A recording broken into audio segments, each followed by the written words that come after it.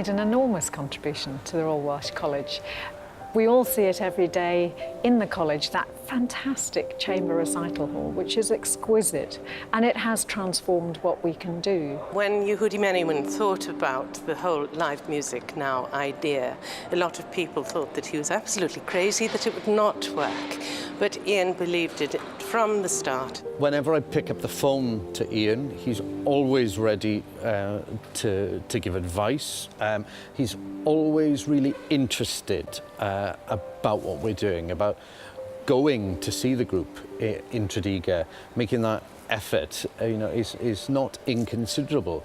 We were approached a couple of years ago and asked whether we'd be interested in taking some of the collection on loan at the museum, and obviously we were delighted by the offer and very enthusiastic about taking it up. You only have to meet them very briefly to know that they're both passionate in their belief that the arts, whether it's music or fine art, can make a real difference in people's lives, and they're clearly very keen to share that with the wider public.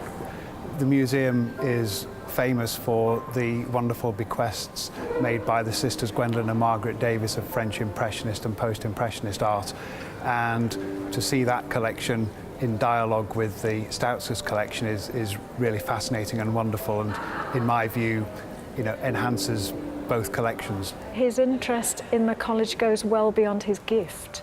He's established a prize, he's interested in the progress of our students, he follows them with real interest. He finds out, would it be helpful to bring a particular artist to the college, and he makes that possible. The first time I met Ian was actually in the Royal Albert Hall when the band was competing in the National Championships, and we met, we had a coffee, and he showed a real interest in what the band, and obviously his connection with his mother and the town of Tredegar was very dear to him. You want, with those supporters and donors to an institution, to know that they're really as passionate as you are about the future of that institution, and Ian's very engaged in that. I mean, he loves going to our performances. He takes a great interest in the young musicians who join the scheme, and in everything, all aspects of live music now.